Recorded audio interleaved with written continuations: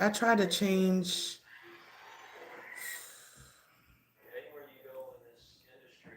You want me to turn it down now?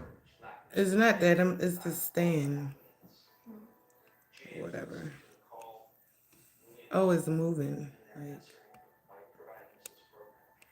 okay, I'm just going to try to do this the best I can at this angle. I think this is fine. So today, I wanted to make this live to tell my story.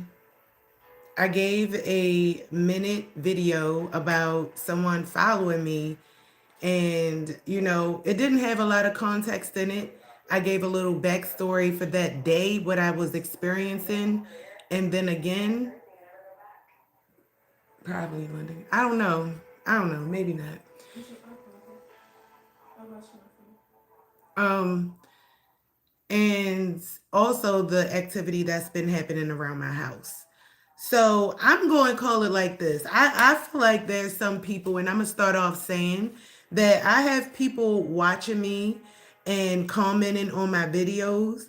And I had to write this down because yesterday Fetty Wap just got out of jail. He did a 6-year bid.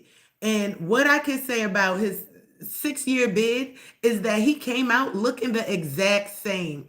Fetty Wap looked healthy. He looked like he put on some weight. He had muscles. And you could tell, yeah, he gained some weight. That did not take away from how he looked.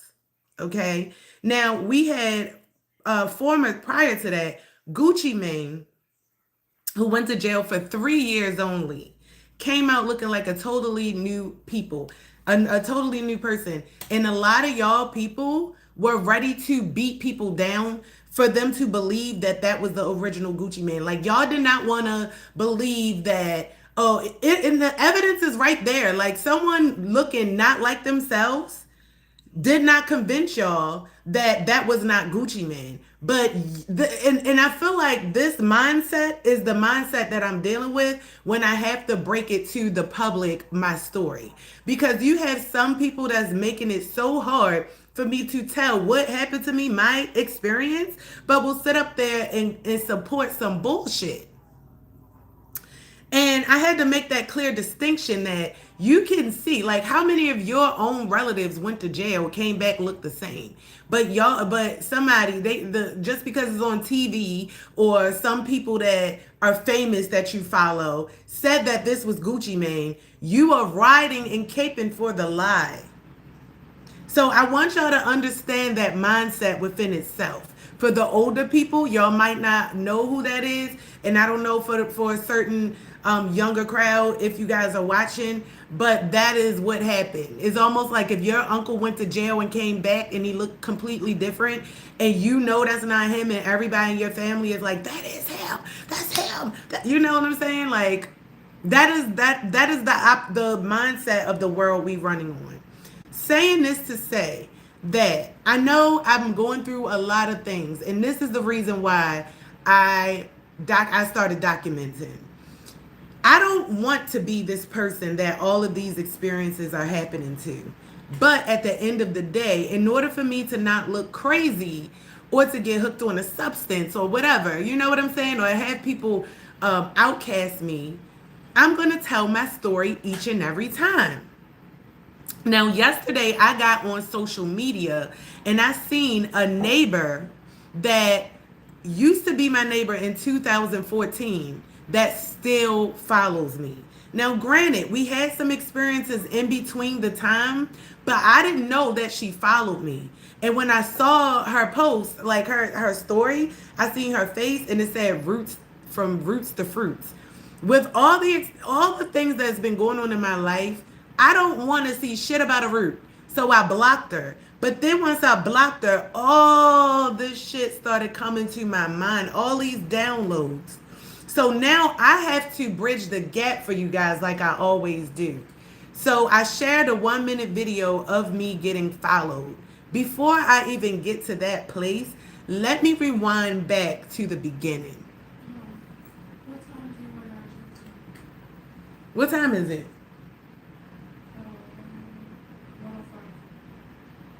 105. Whenever. And that's another, I don't mean no harm.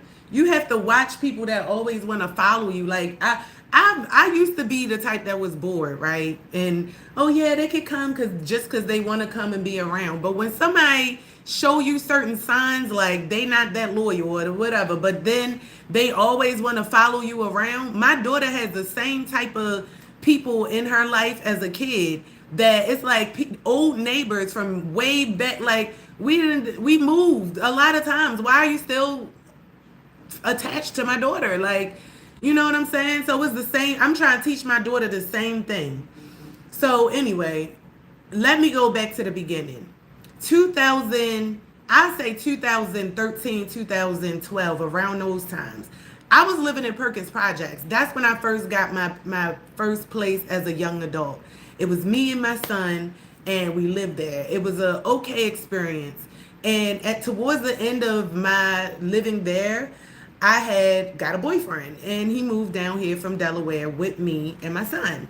So we stayed together in the projects for about like maybe a year and a half before he got a job, and then I'm like, let's move out of the project. So now, mind you, in this time as a young adult, middle school, I was always popping.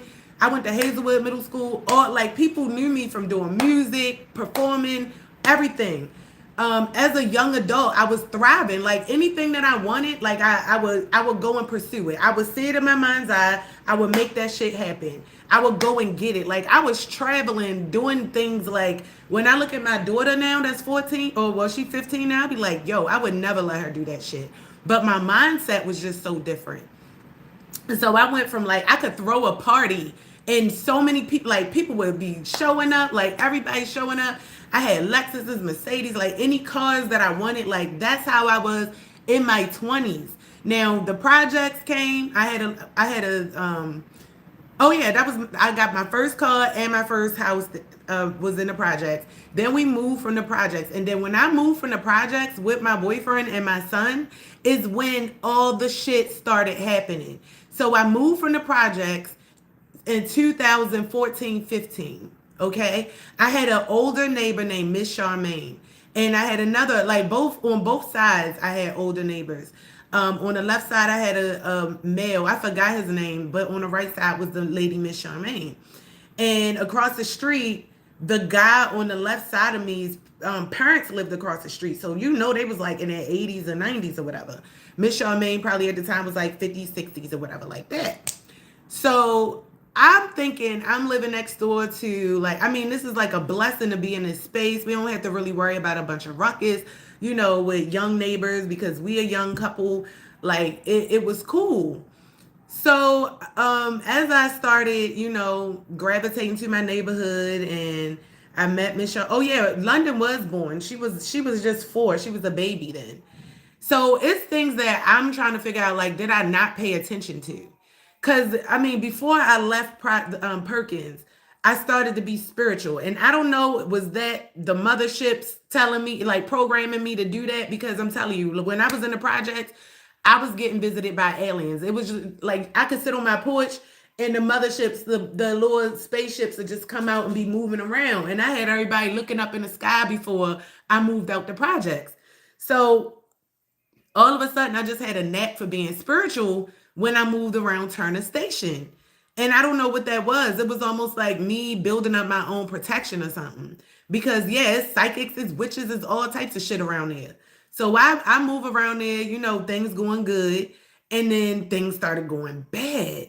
Now, the guy that I got with, like I said, he moved down here from Delaware. When he first moved down here, he never regulated. This is what I don't like about guys. You move from your problem, regulate your problem. You the baby mom, talk to your baby mom when it has something to do with your son.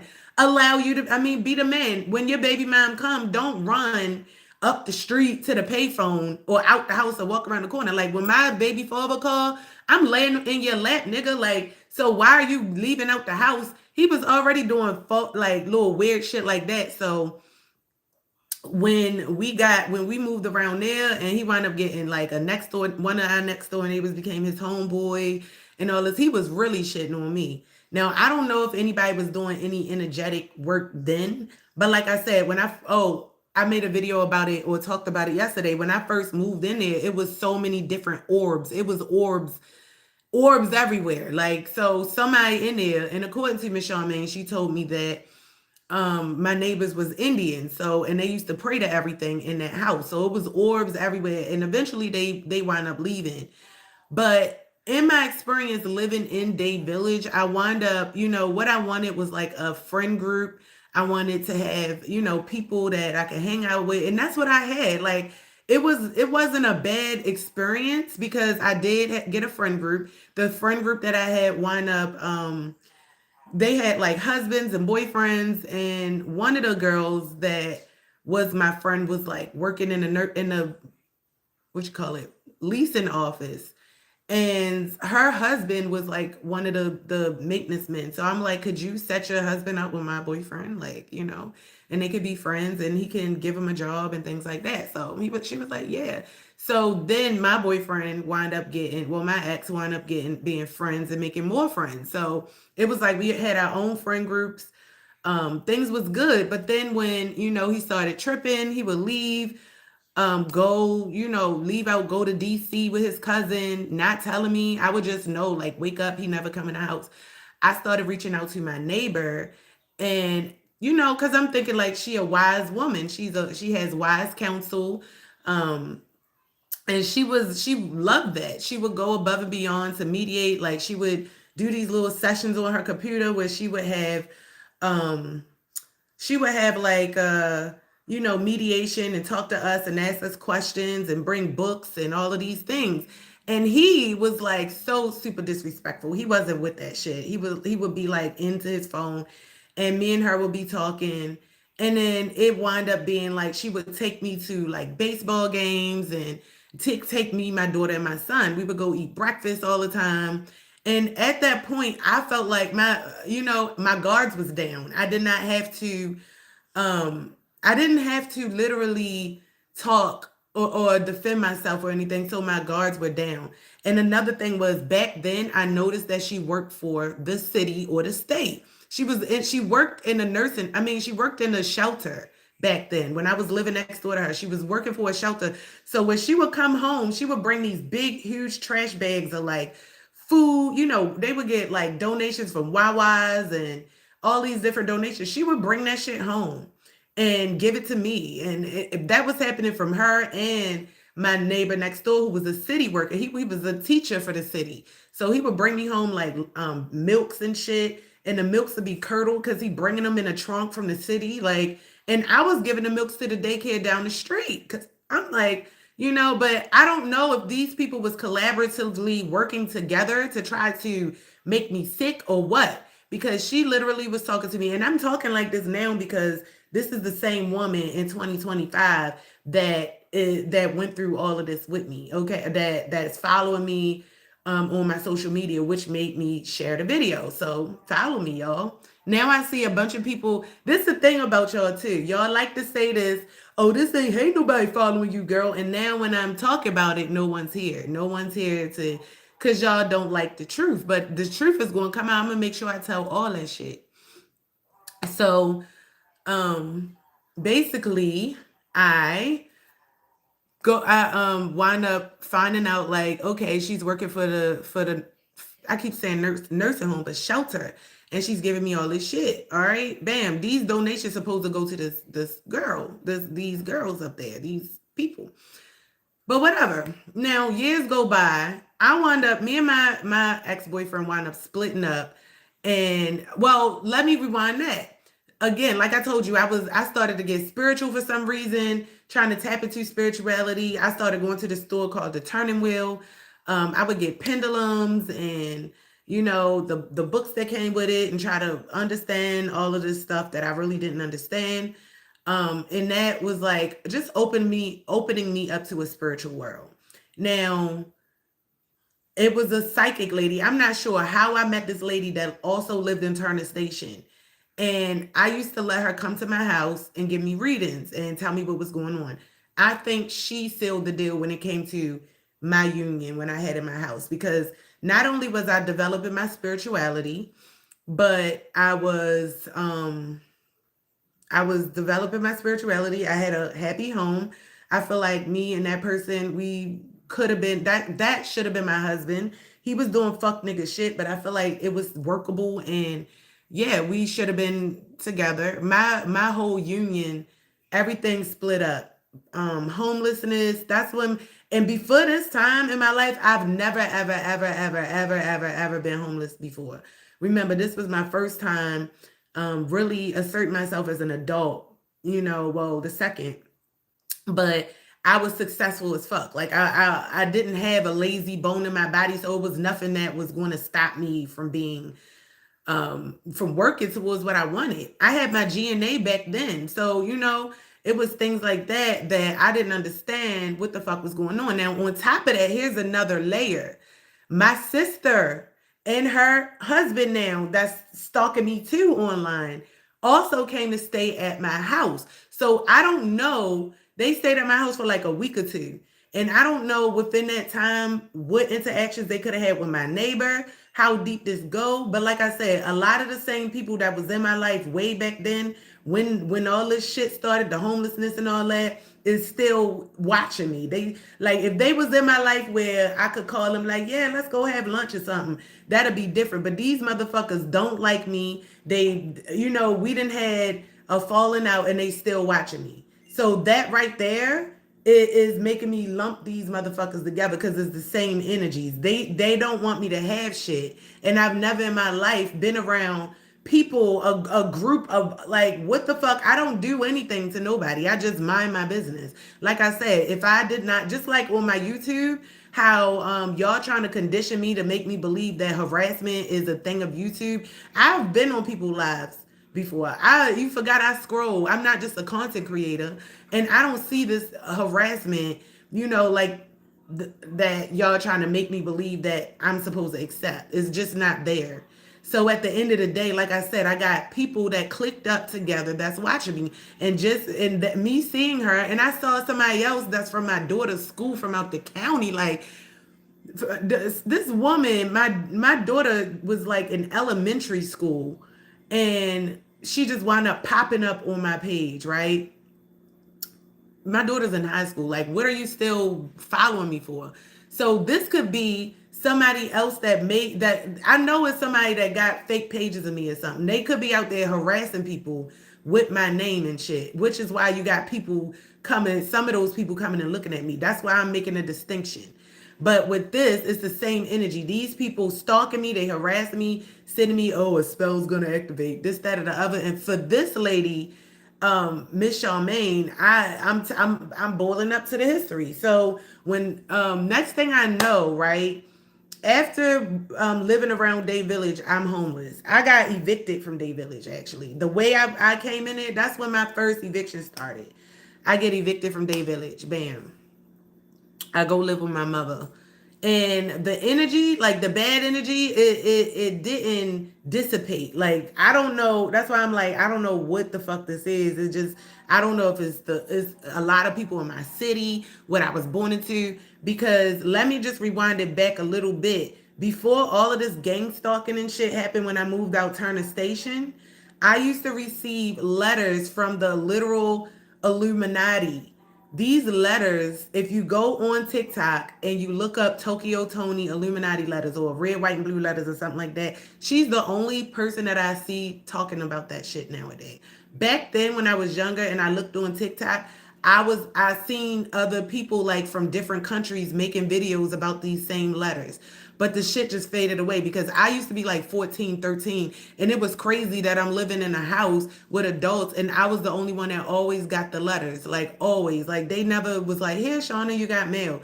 I'm fucking 12 and I mean 14 getting these letters. So before all hell broke loose, the letters. So some those people, whoever those was that was sending me the letters, I was only born on the planet, nigga, at the time.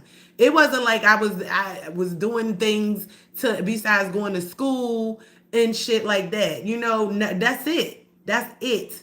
All I did was go to school. I wasn't, doing nothing for letters to be coming to me, for me to be getting mail with my name to me. So those letters started coming. And then after that, once I got to Turner Station, that's when the weird shit, the psychic shit, and that psychic, I feel like, broke up everything because I told her about those letters. And whatever she did, is like it switched. Like I think she destiny swapped with me.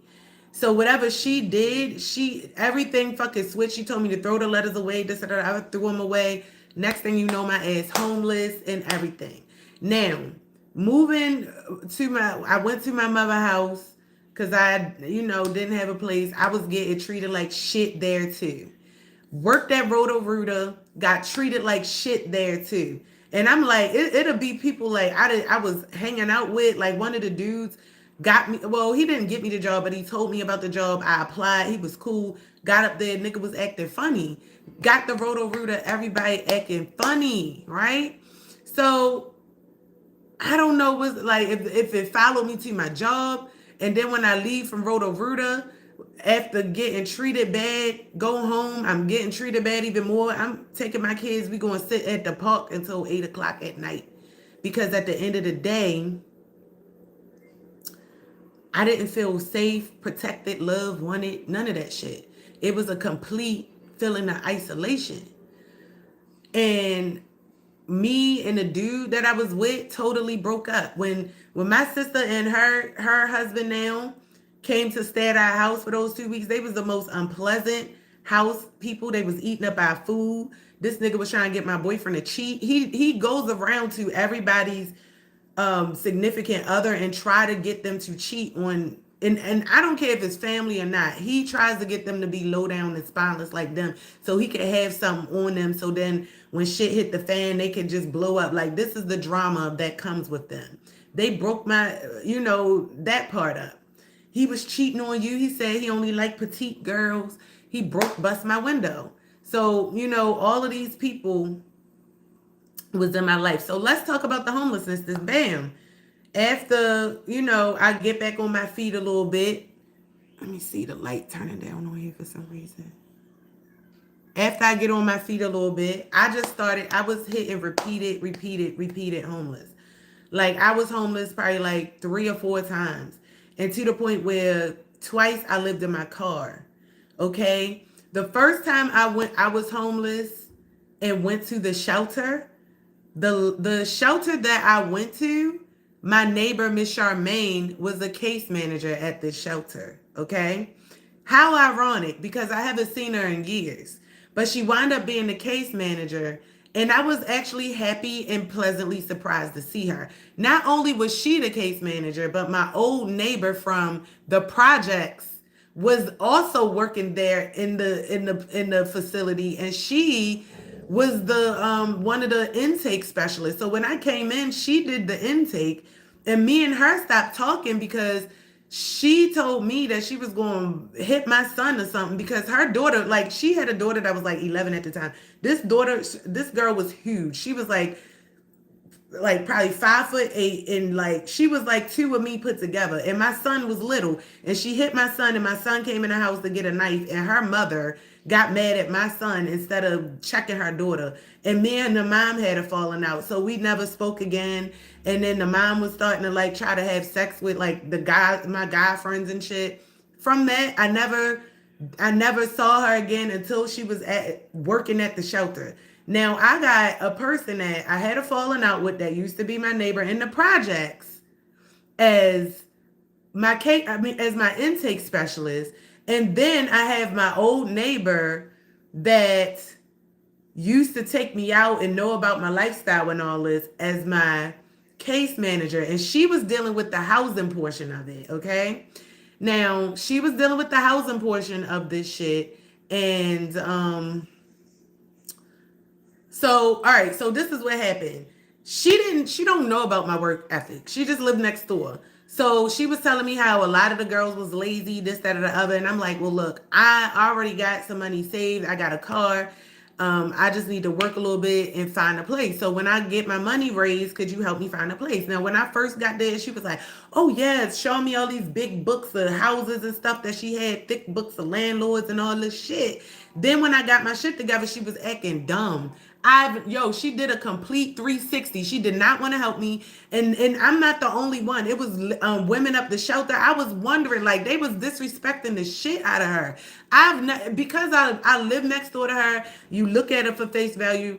you're gonna have respect because I respect my elders. I respect people that's older than me and just respect people, period. And that's the respect I gave her. But when I'm seeing these other people like calling her bitches, talk about her, all types of shit, I knew it was a double layer to her. So now I'm seeing like as I'm in the shelter, I could have been out of there in like 3 to 4 months. I'm wind up being in there longer than that, like way longer, and she playing with me, like she's acting like she was sending me to landlords that took my money. They took my what you call it, just my security, not my security, my application fee. They was, I mean, some of these landlords look like junkies. She was sending me to like shady neighborhoods in West Baltimore. Not to, not West Baltimore, but y'all know it's a couple of neighborhoods over there. Like if you ain't from that walk of life, you don't want to go into that situation because it's going to bring you down.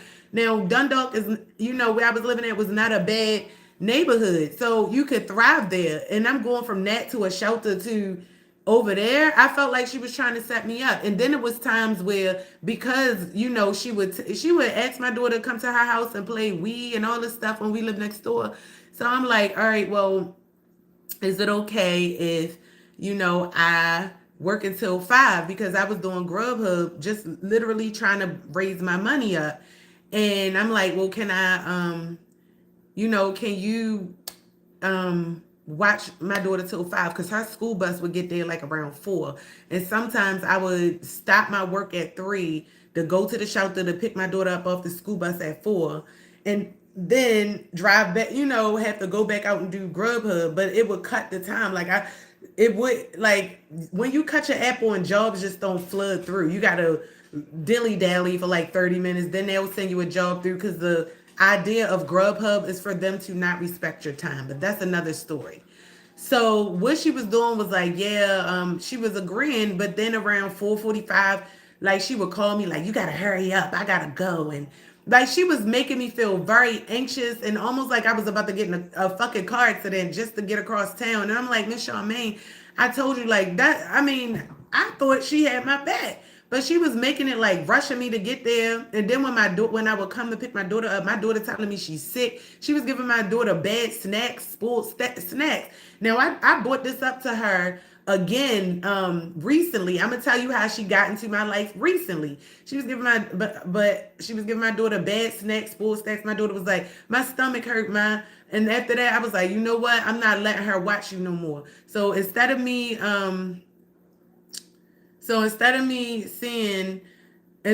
like sitting up there being like, okay, I'm gonna keep allowing my daughter to go back with her, I was just making the money how I needed to make my money until we was out of there. So that was when I was able to see how she was taking all of the the donations that people would get, because Christmas time, we had got all of these donations for tennis shoes. We had got gift cards, all of this stuff. Like certain companies or the people at the company came in and told us and shit.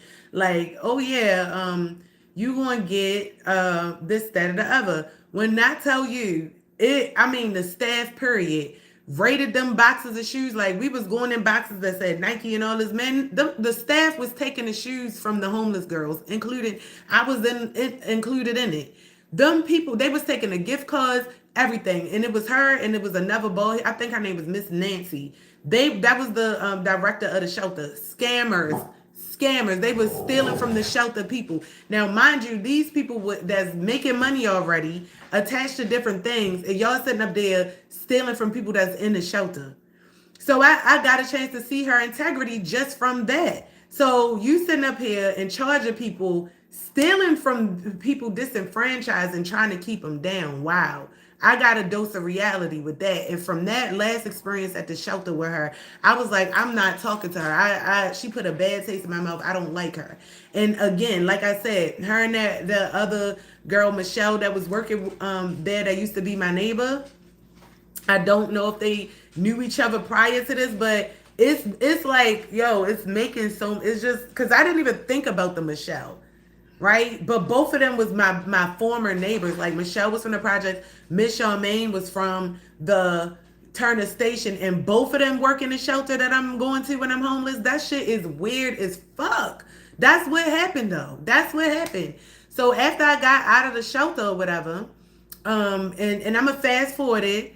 Hey Moo, hey Moo. And I'm please apologize if I don't look directly at um the text down here and reply right away because some people be rude and I'm trying to stick on. I don't want to be getting into arguments. But hey Moo, I see you, baby.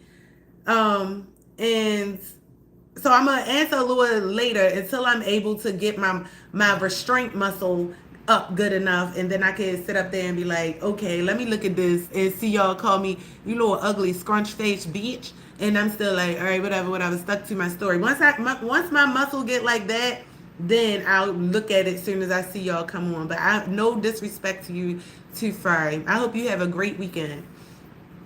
All right, so bam, now and I'm gonna have a video for y'all too later. I know that I had got stopped in my tracks when I was talking about Etsy. I'm gonna come back and do that video. I'm gonna do a thorough ass motherfucking video for y'all. Fuck all them creators that sit up there and like to sit up there and be like, yeah, you need to do this. It still don't tell you. You made 31 minutes of content and ain't say shit. You ain't tell me a damn thing. I'm gonna give y'all the steps, the keys. So anyway, bam, yeah. So they work together. So I was homeless a couple more times after that, two more. And I'm not even going to talk about the last experience. She wasn't. I don't think she was at the shelter at that time. The last experience. That was the latest time. So that was like around 2023, 2024. Now all throughout the times that I was homeless, I was being followed. When I say followed, I mean by Africans, Black Americans, blacks with whites, Hispanics with whites, old whites, all different types of variations of people working together to um, gang stalk me because this is physical. And I'm gonna say, we're gonna come up with another word for that. We're gonna start a dictionary. But yeah, right now I'm talking to the people, not to the law. So yeah, gang stalk. Okay, just know that moving forward, me and the collective, we all agreed that we are going to start we're going to start a dictionary. Well, I'm saying a dictionary, but we're going to change the vocabulary up a little bit. Okay, we're going to come up with better words for what we're going through. So, okay, bam. Last time, oh yeah, yeah. So I've showed videos of me being gang stalked. Y'all seen it? Comfort in video shows me being gang stalked with my daughter and my dog. I chose to sleep in my car with my daughter and my dog because I knew I could take better protection of us than being in somebody's house and all that. Like I've been there, done that, and I know like if I didn't have the money to pay for a hotel, I'm not going to stay in somebody's house when I'm homeless. Fuck that. Like people take advantage of you needing them, and it don't even matter who the fuck it is. So at that point, I'm just like, all right, we stand in my car. So that video shows me being gang stalked. Those dudes was literally trying to get me and my daughter out that motherfucking vehicle. So that was happening and out my life. And then once I moved to the apartments, I'm coming out of the shelter. I'm coming out of being tremendously, like, this is when I really, really know I'm being gang stalked, right? I know it. Like, this is when this is clicking into me. So now I'm in my apartment and I don't trust shit. I'm seeing people, working outside, landscapers, maintenance men. I don't trust the motherfuckers. I already knew something was off. My senses is heightened now. I just was sleeping outside, from an era of running cars down. I'm walking these motherfucking cars down. Y'all not just gonna be stalking me, bitch. Like I was stalking y'all bitches back, all of that. So yeah, I'm on 10. I'm tired of living in survival mode. I really am. People don't understand. They don't understand that shit. So yeah, bam. Get out here, right? Oh no. So in my mind, once I'm like, okay, I need to get this shelter type of homeless energy off of me because that shit really got to me this time. Like that homeless energy really made me on fight or flight. But it wasn't the homeless energy. It was the fact that I was being harassed and stalked at the same time. Okay?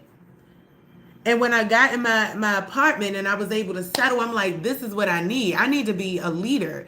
I need to be able to speak out. I need to be able to use my voice. I want to make money. I need to get on my feet. I don't want me and my kids to ever have to go through this shit ever fucking again.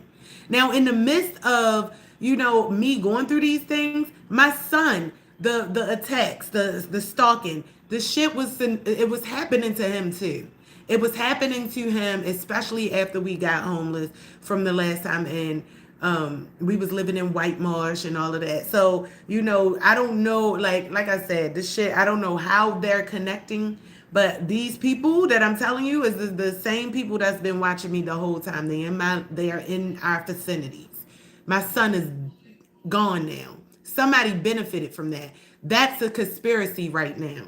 You know what I'm saying? Many people conspired together. They collaborated together to get my son up out of here.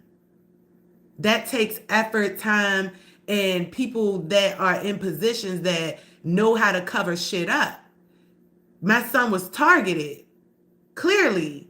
With the new, I had these two girls come on to my post yesterday on one of my backup pages, and they actually found, one of the girls actually found the creator that covered my son's story and commented it in her comments and said what her witness statement, and she was saying my son was there for less than 24 hours.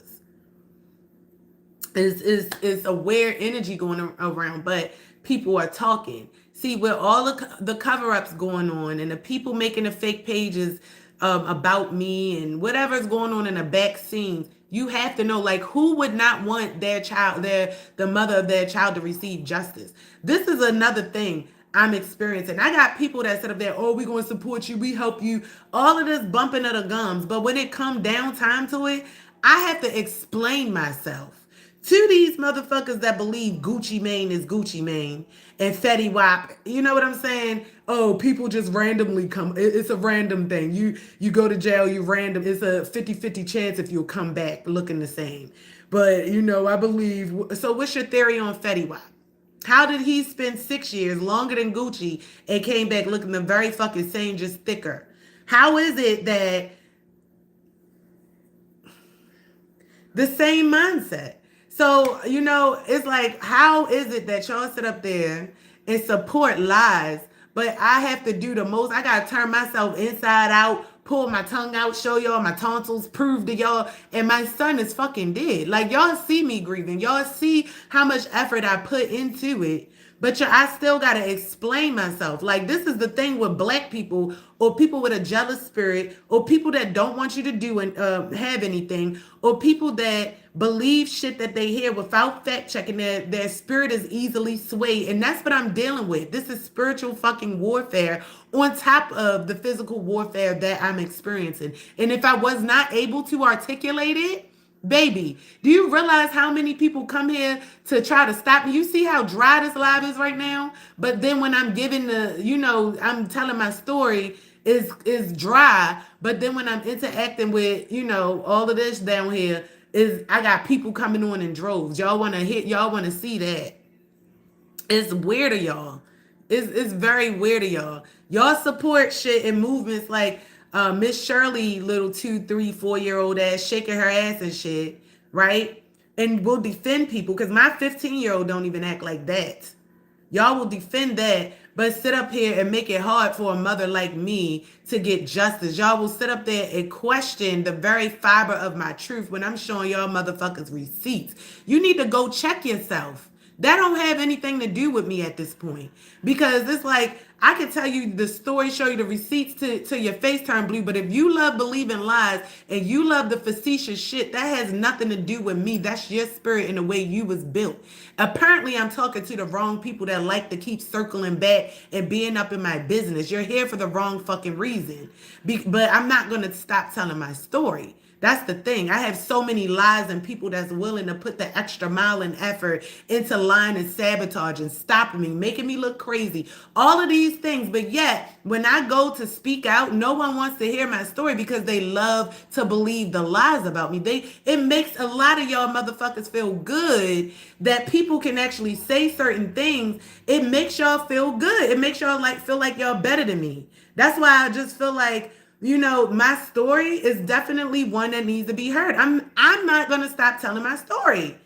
Now, after I got into my position in my apartment and started making myself like, look, I'm gonna be a leader. I joined a music club on Clubhouse. This guy gave me a position there where hey, B Love. Welcome. I love New Jersey. I love y'all pools. I love it. I love your beaches. The beaches are black. The penguins are black. The shells are black. Everyone is nice. I brought my dog to the beach. I'm coming back to Jersey. I love it. I fucking love it. All the bad shit that I heard about Jersey, I'm sorry. Total opposite. I love it. Hey, New York, bring me a soda. New York, what's up? Yo, sometimes I can do your accent good, sometimes I can't. Hello, hello, Mary Mother of God. Hey, y'all, I'm telling my story. I hope y'all can stay for it. If y'all not in the energy, I understand. Okay, be love. I want to go to cuts and slices. I'm trying to hit cuts and slices. I didn't have this on cuts and slices, so that's where we gotta go. Okay, I do come to New York. I don't. I used to love driving there because y'all used to go on green and stop on go, but I heard about the traffic influx there, and it's like next time I come, I'll be on a freaking China bus for sure, for sure. But I'm going to screenshot this. The cuts and slices, they all over. Thank you so much. Thank you so much. And that's what I want. I want people to understand who I am. But before we get to the happy part, we got to get through the mud. We got to go through the trenches together, y'all. And I'm trying to understand because I have so many people that's lying on me that I found the fake, like somebody got a whole website page on TikTok of me. Like, I don't know what else is out there, but it's a lot of things that's I don't understand. So that's the reason why I'm telling my story because it's all coming together for me. So once I joined the clubhouse and I started being into music and telling my story, and they gave me leadership positions. I was able to be a leader. I was able to, host a little bit sometimes, but that thing is draining. I'm not going to lie.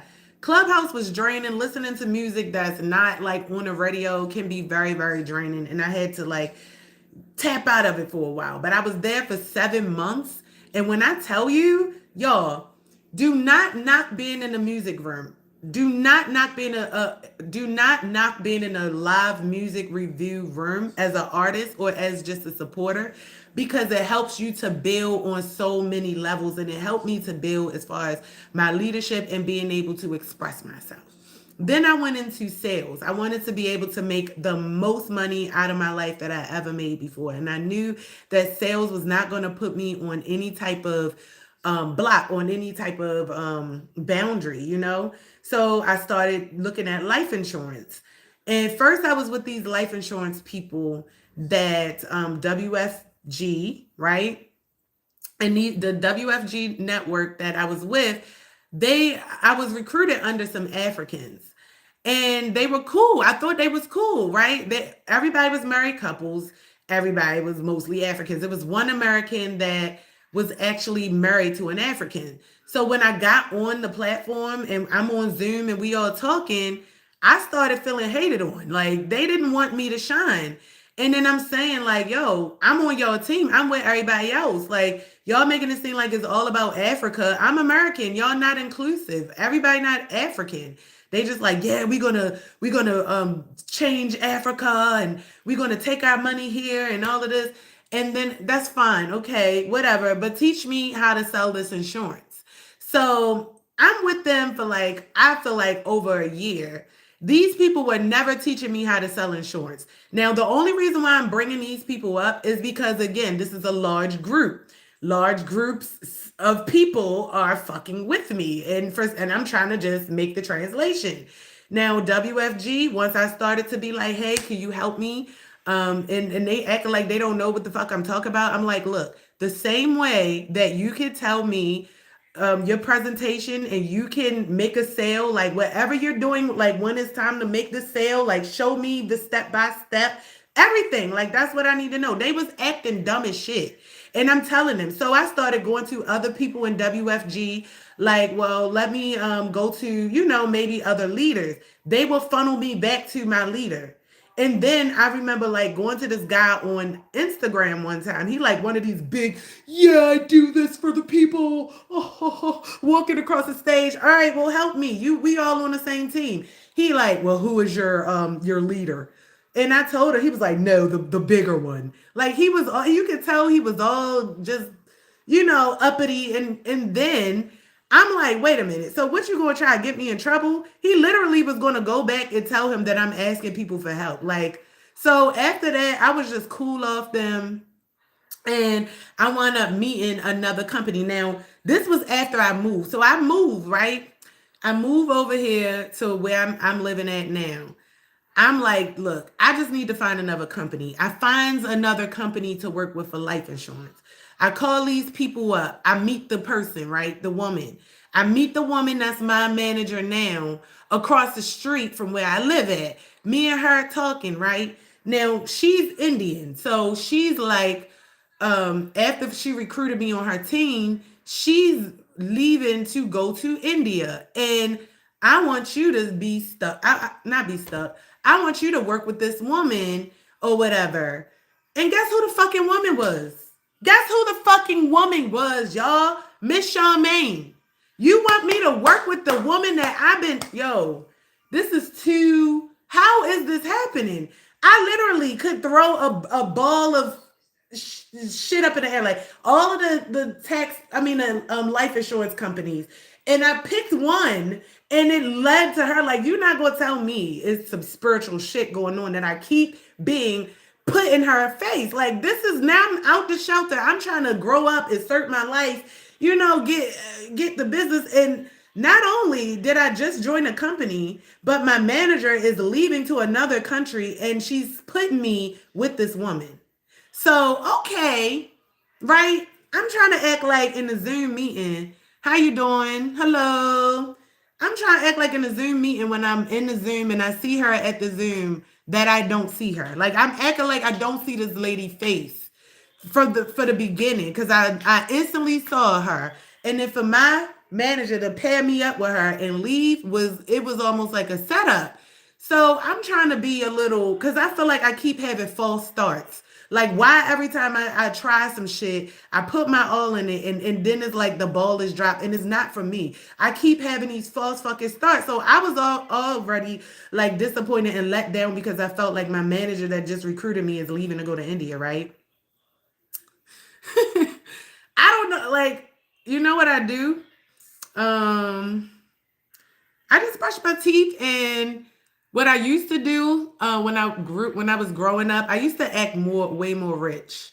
Like as a teenager, I would like eat, and then after I eat, I would take napkins and wipe my teeth off and shit. And then I feel like somebody came. I don't know. Bad luck happened, right? I wind up falling on my face. You see this? This is stitches, and I chipped my teeth, my two front teeth. And I'm like, damn, a toothpaste day. Oh, that's cool. I'm going to invite you up here, and we can do like,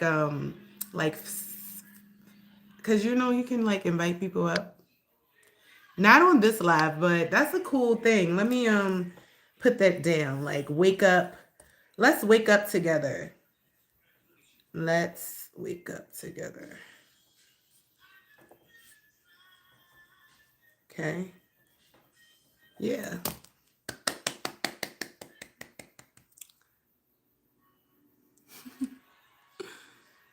Huh? I haven't even went out the house today, babe. Okay, so let me I got gunk on my lip. Hold up. I don't even work at Walmart. I mean, I have not left out the house yet. I haven't even ate breakfast. So all I'm gonna say is this. I haven't ate. My body is my temple. Any prayer that I pray will go out. I pray Psalms 91 is spiritual warfare. Thank you. And that goes out to my haters. So let me reel it in. So yeah, now I'm on this woman's team. Now she's my manager. My manager's like, I'm going to India, and this lady came around my house. So Miss Charmaine comes to my house. She knows where I live at now. Okay. You know where I live at now. She picks me up. We get in the car. Oh, okay. Well, I don't have Pokemon. Um, and she gets in my car, and I mean, I get in her car, and she takes me around. So she's showing me the ropes, and she kept saying shit like this. Well, baby girl, I got something for you. It's something that's going to help you to set you above, but I'm gonna save it. Or like she would just let me know that she had information that could help me do well, but she kept like almost teasing me with it. And I'm eager. I'm ready to get out there. So I know like we can, if we do make a lead, if we sell a lead together, we can split it. So I'm trying to make money in training. So let's go, because I did it with my other manager. So we would get out. She would want to go to Staples, go to eat lunch. Like we spending hours at restaurants and all of these places instead of learning how to fucking sell life insurance. And at this point, I'm starting to feel like you got me. I don't know. I'm just starting to feel like you don't want me to win. And the last thing, she took me to this place over west, which was this like old building, life insurance. It was this building, an old folks building, and it was over in West Baltimore.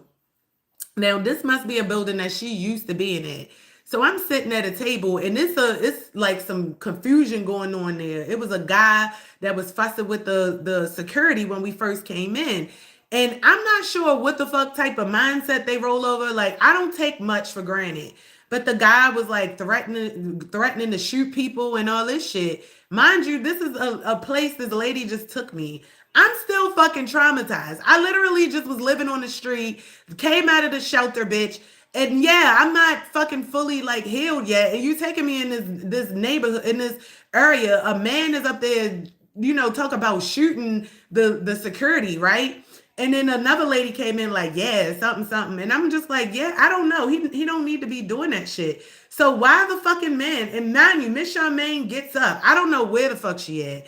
She gets up and leave. This man, out of everybody in there, like I'm just sitting at the fucking table, with all the life insurance stuff out, like waiting for older people to come back so I can talk to them.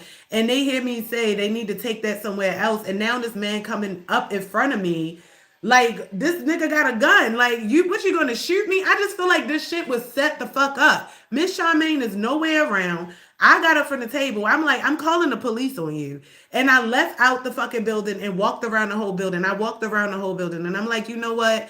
I called the police. The police took forever. They don't give a fuck. They want people to get shot first and then be like, oh, like, I don't understand the law. I came back around the building, grabbed my shit, and I was like, I'm ready to go. Like, I'm just ready to get out of here. And then she was taking it as a joke, like, she rock with this other woman named Charmaine. That they, that's her. She calls her on the phone. She like, yeah, Trishana was scared as shit.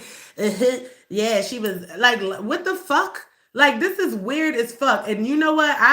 And I'm like, we sat in the parking lot after this man with the gun threatening people, and he just came around like threatening me, and we sitting in this fucking parking lot. Like, what the fuck? And we still sitting here. So now, yeah, I said something to her. Like, why are we still sitting here? Take me home. Like, at the end of the day, I feel like you don't want me to win anyway, because you had me out here. We sitting up there wasting time going to Staples, going out to eat instead of going out there running leads. Like, take me home. Take me home. I don't want to work with you no more. I don't. And then that's when I went and I told my manager that I did not want to work with her because I feel like she's trying to hold me the fuck back.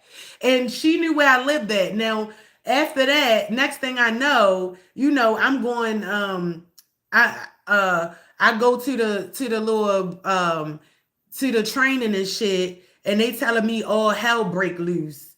All hell gonna break loose. And when I go to training, my son was alive. I get to North Carolina or South Carolina, all hell did break loose. I get down there, I catch COVID.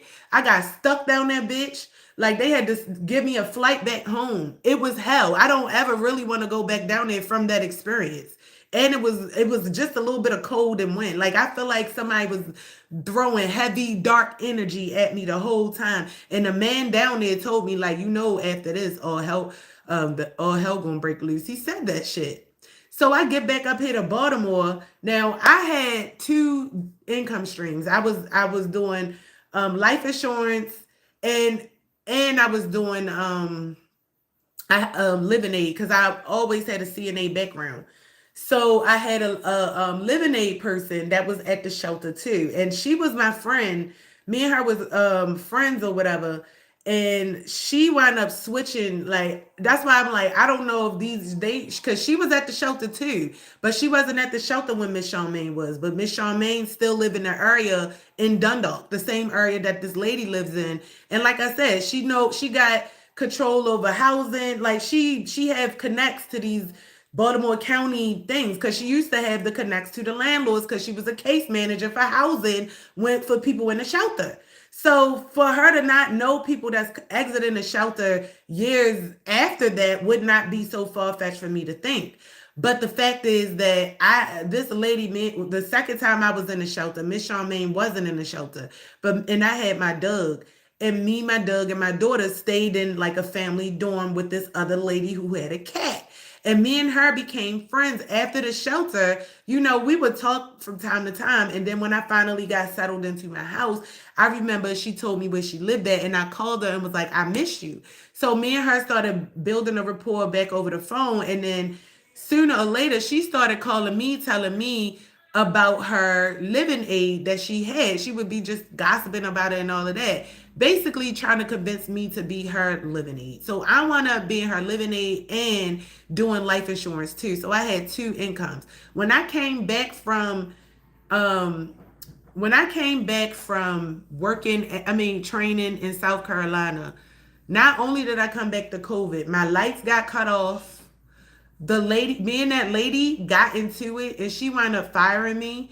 And it was almost like the lady was jealous because I was doing life insurance, and she was like, oh, they only want you because of what you can bring for them, stuff like that. Well, these could be two separate things, but at the end of the day, I already showed y'all how they could relate. But yeah, she wound up firing me because she got jealous, make a long story short. And then that was the end of that stream of income. So I lost the stream of income, my life insurance. I'm needing to like take off on it a little bit, but I'm just starting off, and all hell was breaking loose.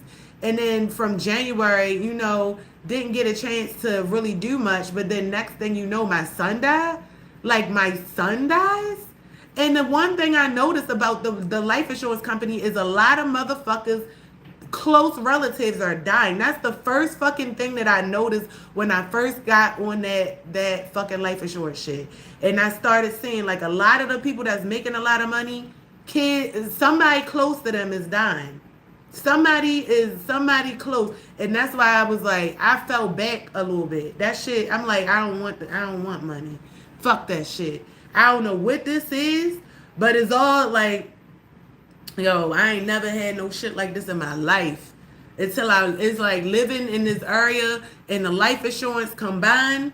And then that's when I'm like, yo, yesterday I get on. No, okay. So after me and this lady had a falling out, right? I was using Chat GPT to tell Chat GPT the same fucking shit that I'm telling y'all. And Chat GPT basically was saying the same shit. Like this lady was probably manipulating a lot of things, da da da da da da da da, right? And I told her that, and she was like, "Let me see the message that you sent to email it to me." So I'm like, why would somebody want to see a message that I'm having a private thing with my computer? Like it's my fucking chat, like. And I emailed it to her, and it seemed like she got real mad about it or whatever. I don't know who she took it to or whatever. I don't know how much power this lady got, who she know. But I'm going to tell you this. By her having, the landlord and all this shit, this block that I live on, I heard that it used to be a block where they move, like, they got these little group homes, or, like, it used to be a lot of drug activity. Makes sense. So by her coming and being on my block, we have had people moving in and out of this block. I wouldn't put it past her as her moving people on this block just to harass me. Because it's been weird shit that happened when I moved, just pulled up, right? Just people that I just met. just it's like I like all right. So I just met this girl that was on my block, right? I'm not sure if that was her brother, her boyfriend, what. But one day I come home, I'm parking, and I go to back up, and it was a big ass parking spot. I go to back up. This nigga come from out of nowhere and jumped in the parking spot. Like if I was, just like not paying attention, I could have backed and back at him. Like the shit is dangerous. It's childish. It's everything. Like on so many levels, right? I don't know these people, but for them to do some shit like that, where we literally just met each other and had a key, yeah, I feel like all of this manipulation. So at the end of the day, it wouldn't be so far fetched to say that she has connects to people moving in and out of these types of homes, and then at the end of the day as well, Baltimore City.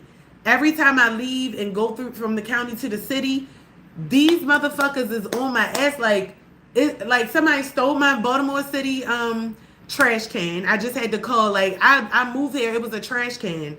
We all had trash cans. Now all of a sudden there's a dead rat on my back step and a fucking my trash can gone. Like last year, before all this shit started happening, when I was gardening and all of that, it was a dead rat in the front of my yard. Everybody tried to say, "Oh, the rat probably had rat poison and ran out the grass and just died right there, right at the perfect spot." Soon as you walk down the step, like really, he could have died in the grass, but no, that's the games they play. So when I say magic is being thrown and shit, yeah, they using shit like that and thinking and I'm not supposed to catch on. But to tie this together, what makes me feel like, this lady, Miss Charmaine, that is also, used to be my neighbor from 2014. She was my case manager when I was in the shelter in 2000, like 18, 19, and then also now in 2024 to 2025 is my coworker. Like that's why, like, that's the connection I'm making. Like how from 2014 to 2025, yo, that's when I first started getting gang stalked. It's making sense. It's making sense. And like I said, the ties that's all together, my old neighbors, these people are going around probably talking to my neighbors and making them do this shit. And then my sister and her husband, like I said, they stayed at my house. They probably talked to them. They had a fight with my boyfriend when I was not there. Like I was in school. My boyfriend called me on the other line. My sister fiance called me on the now fiance or boyfriend husband called me on my other line, and they going talk about, yeah, this bitch nigga, we just had a fight. Da, da, da, da. All those same people from back then is in my life now. And like I said, it wouldn't be a connection, it wouldn't be a thing if I didn't see that y'all still following me. You still follow me on social media. And then you want to know what else is so crazy? This lady, Miss Charmaine, she used to take us out to eat. She used to take us out. She knew my son. She knew my son. When my son died, she didn't say sending my condolences. She didn't say shit. She didn't say sorry for your condolences. Oh, I'm sorry. Nothing. She didn't say nothing. But then she gonna call my daughter and ask her, can she open up a bank account? Oh, I always been waiting. I've always been, trying to I'm thinking about the day to open up a bank account. But you didn't even say my daughter was. Hold the fuck up. How are you gonna do that? How? And then she didn't call my phone. London. Yeah. Didn't Miss Charmaine have your number? Yeah. How? Oh, because you told you gave it. Wait, you sent her number to me because I asked you for it. No, like how did she remember? Like, all right, so when she asked to open up your bank account, how did that start? How did that start? Because you was talking about me being in a business and making my own business. No, where was that at the event that she said she was going to do that first, or was it over the Yeah. phone? Oh, Yeah. okay. So we saw her at an event, and that's when she was like, "Oh, I want to open up a bank account for your daughter. That's my dream. This, that, or the other." And she kept, she was calling. She called her phone one time. I think I did give London the number. Because at first I was like, oh, well, maybe we could, rekindle. But when I think about people that pop up in my life, when they see me going through all of that grief of losing my oldest son, and not only that, you shared a part of that history with me. And you don't say sorry for your condolences. I'm sorry for what happened to your son, but you want to try to move forward past that. I find it to be a very big problem. That's a very motherfucking big problem. And it's a red flag to me. How are you going to be a part of our life and know us and then sit up there and not acknowledge the fact that I just lost my son? What, you trying to come for my daughter next? That's what I feel. That's the only thing, because if you really wanted to do something like that, you would have did it and it wouldn't have seemed so mysterious. But I think that was just the lady's nerves working around the fact that, she never acknowledged the fact that I lost my son. I know you couldn't have been that mad at me because I was not feeling training with you. It shouldn't have been that. I felt like initially that we had history, and that's the reason why, maybe the training wasn't good, but I'm like, maybe the fact that she see me a certain way, like she see me as her neighbor, then in the shelter, and now I'm her colleague. But this is probably deeper than that. It's deeper than that. Because when I remember you feeding my daughter bad food when we was in the shelter, and then when I told you that, you got mad and insulted, and oh, you lying and all this. No, man, I remember that shit. London, do you remember when you told me that Miss Charmaine was giving you bad food in the shelter?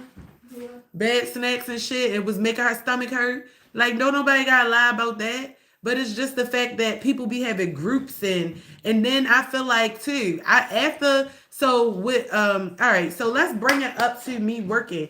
Now, at first I was doing very well in life insurance. Like, I was doing good.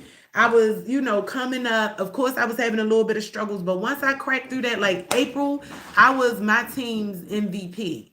Okay. And in July, y'all see that that car was following me. So let me give you, now it's making sense, because what was happening? It's been a couple of times that I've been in places.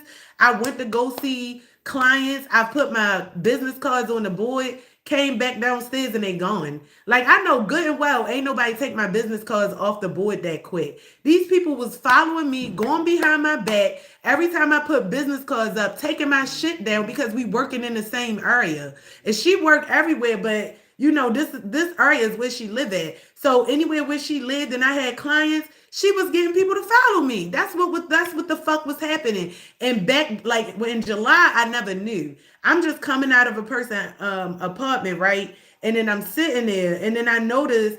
Now, this is how I know somebody was following me. I'm gonna give context to that video, that minute long video. So I comes out of the building. It's a independent living building.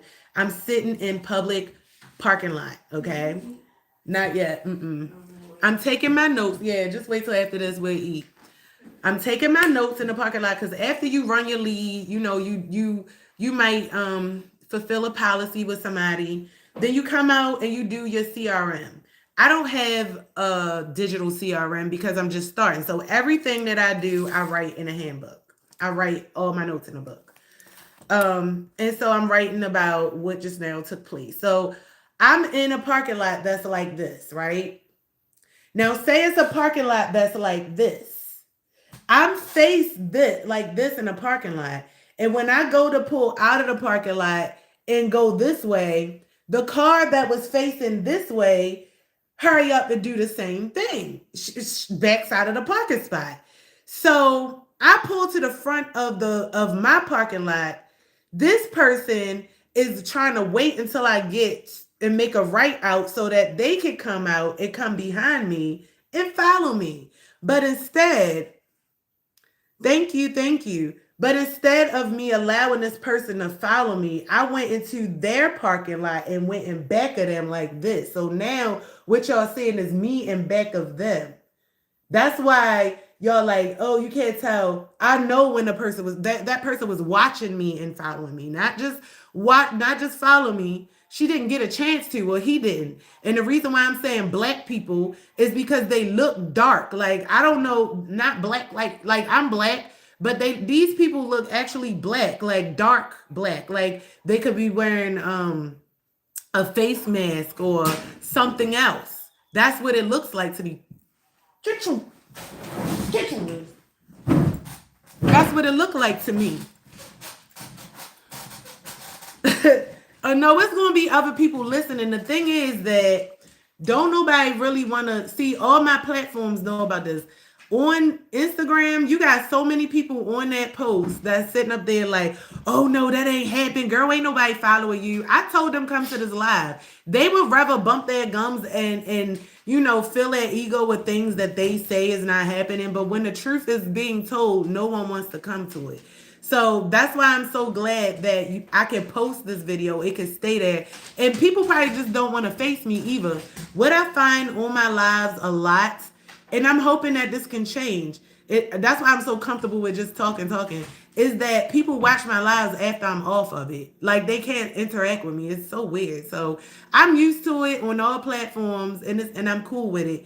So as long as I can get my stories out, you almost made me spit.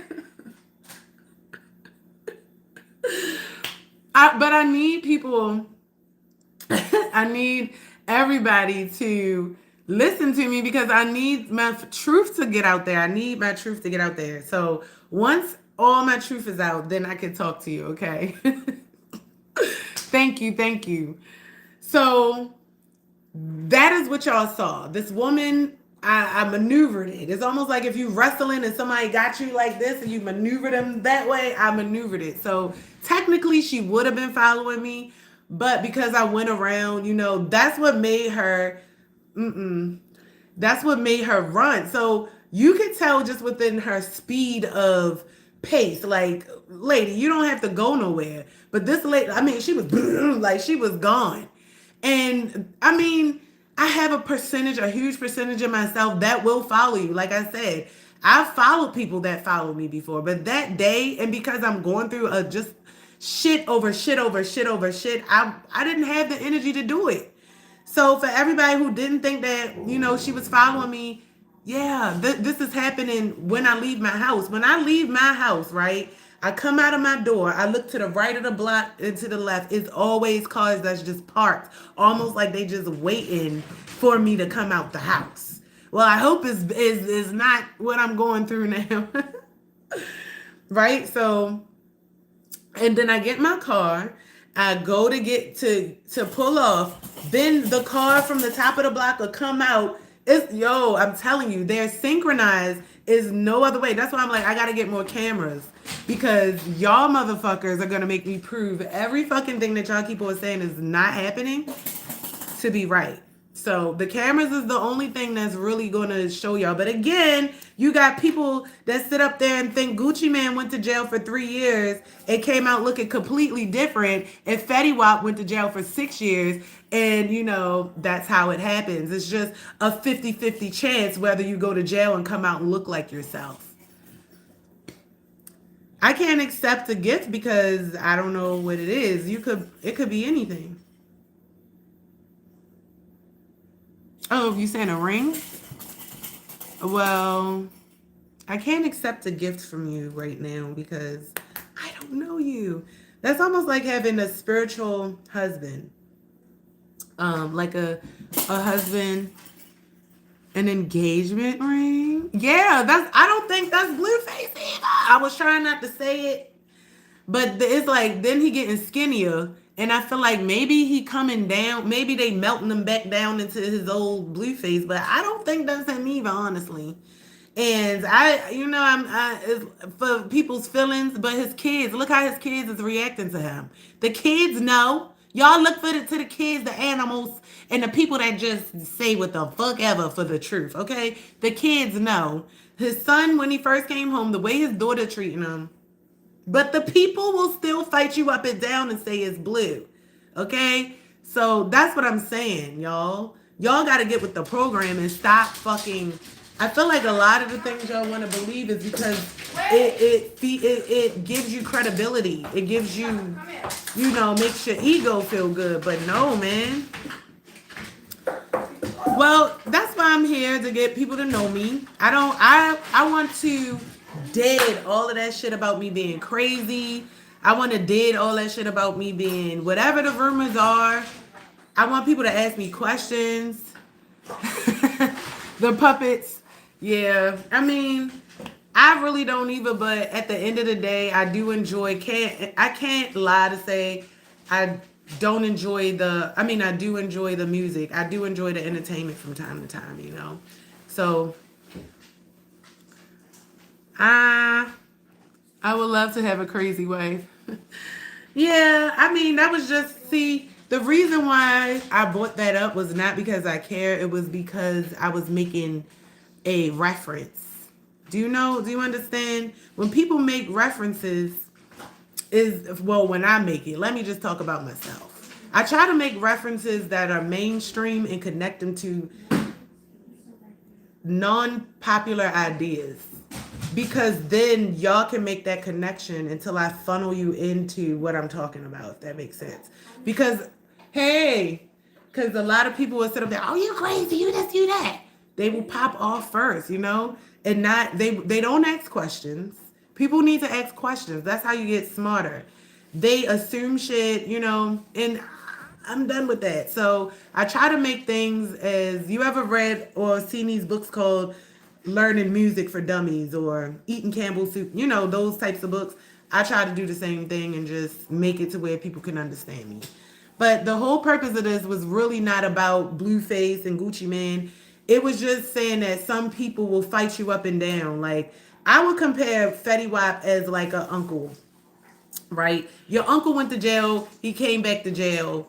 That's uncle, you know, you that's the same man. I would compare Gucci Man to like yeah, like a something that is created like an agenda, a created agenda that people that's put in front of people's faces that people agree to and they will fight you tooth and nail to for you to believe. Like that's what I'm saying. Like the truth is in front of you, but you will fight somebody to believe this lie. And that's the thing. So I'm done with that. 2026, I'm done with all that. And in order for me to get my story out there is to tell my story, show the receipts. Yeah, it's pop culture is this culture is life because they've kind of integrated life with music with like that world stage. If you look at like the way these platforms have kind of made us like even kill because it's like to me I'm not sitting up there gawking at somebody like yeah I go in and I spend $30,000 on this and that and this. Like I could fucking care less about that, right? I'm looking at the people that's doing things I like that aligns with me. So that's the only reason why I tap into that if I do. But again, if you show me characteristics and signs that I don't like, I'm not even dealing with that shit. Life is a little bit too serious for me. I need the shake up. I need the mix. So just to be able to be in the know and to be able to use these things as tools is good for me. Yep. But anyway, so my story, back to my story. These women I feel have came across to my social media on TikTok. So at 522 something followers, I had this video floating around of me being followed by the red or by the burgundy SUV, right? And a group of people that I feel like could be connected to this came out of the wazoo.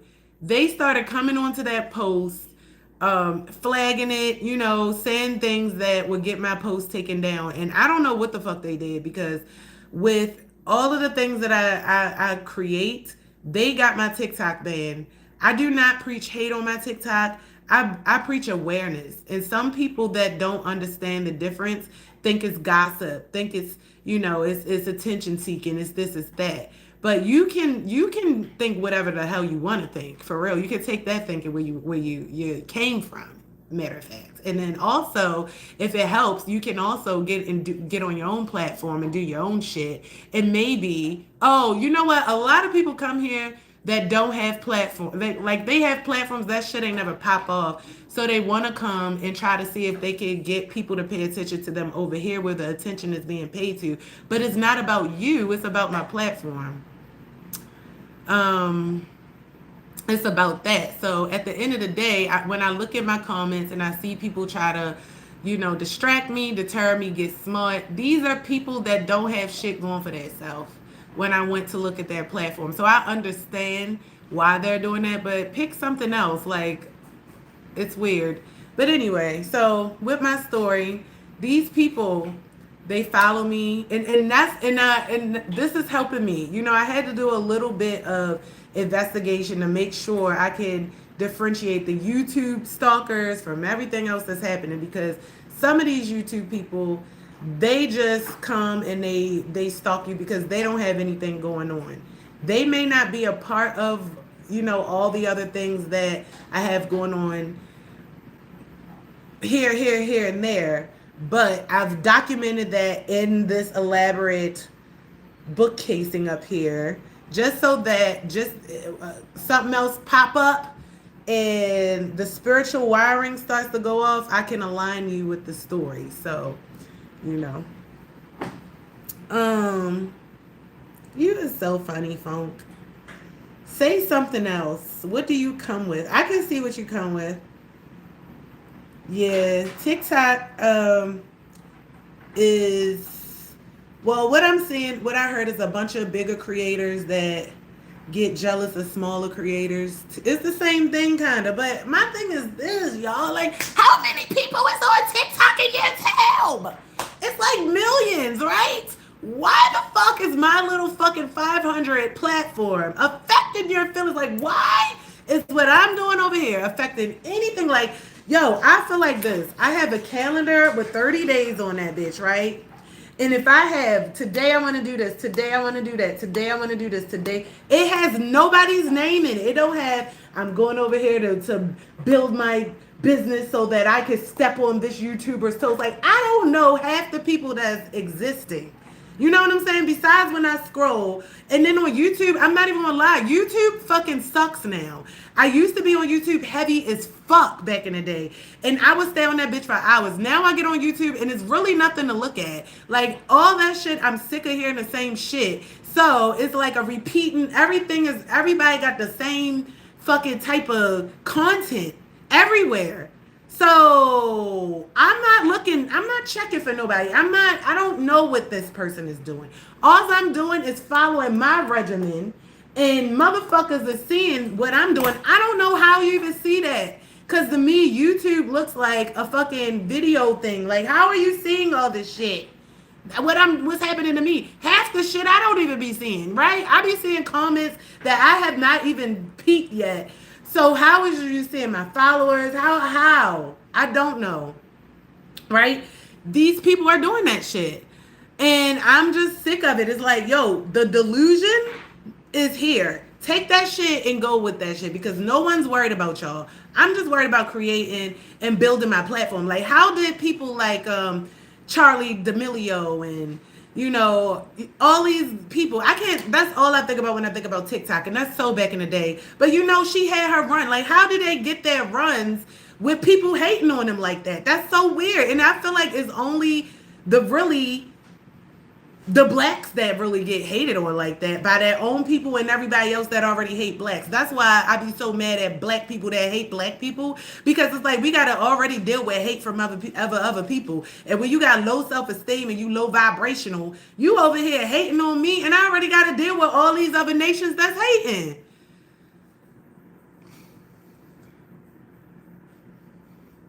Yo, I know, and that's what's happening to me. I'm fucking 40. What are you trying to? And then they be doing magic on my beauty.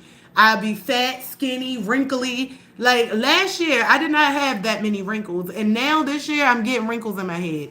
I didn't have a lot of gray hair. Like, how do you go from one year to the next and now you got gray hair and wrinkles? Yo, and one day I went to sleep and woke up. This eye was wrinkled like, it was so fucking wrinkled like this. It was wrinkled like, it's puffy now, but that shit was wrinkled like, And I'm like, what the fuck? Yo, I came home, I washed my face.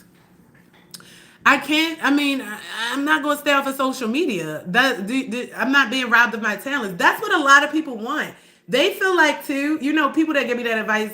These are the people that want me to go so that they can be them. I guess people. I've had people. I'm talking about justice on my page, right? For my son. Now, granted, you know how people have a lot of different things on that page. They might sell fruit, but they also might make content and talk about people. I don't know. And then they might have had a bad thing that happened in their life and they like, I need I'm sleeping in my car. Can we start a GoFundMe? I've had people come on my social media and be like, maybe you need to delete all the other stuff and just put your son stuff. I be like, oh, okay, I get what you're saying. All right, my bad, my bad. Sometimes I can't tell, some people, because I had a friend, she not my friend, but I had a colleague that I feel like we was kind of cool, enough where we was cool. When I'm cool with somebody, it's just certain things I'm just not going to do. And I posted a lot. Like I post a lot because I'm getting first of all the shit from my old, TikTok that they got banned. I'm putting it on my new TikTok. So I'm, sharing a lot of stuff. Then this one girl like, some people they just need to go read a book. They need to go study, learn something. Don't you think I've been doing that all my life, baby? I know a lot of shit. But the thing is, don't try to tell me stop my shine. You don't like it, block me. Like you can block me. It's even a little when you go to share and it say I'm not interested. It's a button. I press that shit all the time because sometimes you can like something and it'll keep bringing the same creator. I don't want to see that. I'm not a fan. I like content, but I'm not about to sit up there and suck somebody's ass dry. Thank you, boo. I don't even want jealousy, yo. That pisses me off. Like I understand feeling like the feelings come. We human. I understand that. I don't want nobody to be jealous. I just want everybody because I'm tired of feeling like anxious. I'm tired of feeling like I can't just let myself be. I can't let myself out. I just want to be around people and be okay without feeling like if I walk away. That's why I don't even like to be around nobody. I be by my fucking self or my daughter and her friends when they come here or we go somewhere or something like that. Or the animals. I'm not about to I'm tired of this shit. I'm tired of fight or flight. That's why I'm like, yes, I've been praying. Like this lady came to my post. That's why I also enjoy positive supporters. This lady came and gave me some scriptures yesterday. I screenshotted that. When I tell you before I ate, I still haven't ate yet. So after this, I'm going to use my temple again and do them prayers. When I tell you, Psalms 37 is my favorite now. It used to be 91, but Psalms 37, and she gave me 35 and then a couple of other prayers. Yes. That's why I love having that support. And I'm like, can the people, that's all I want is that instead of these people that's trying to come and, oh, your glasses are ugly. Like literally, I be up here, they be talking about me like, sometimes I'm laughing, but sometimes if I'm serious and I'm crying, don't nobody want to be talked about when I'm crying. Like, that's all. And I just wanted to make sure that I'm able to get my story out about what's going on because I got a lot going on. My son just got killed at Job Corps, and I'm trying to fight for justice for him.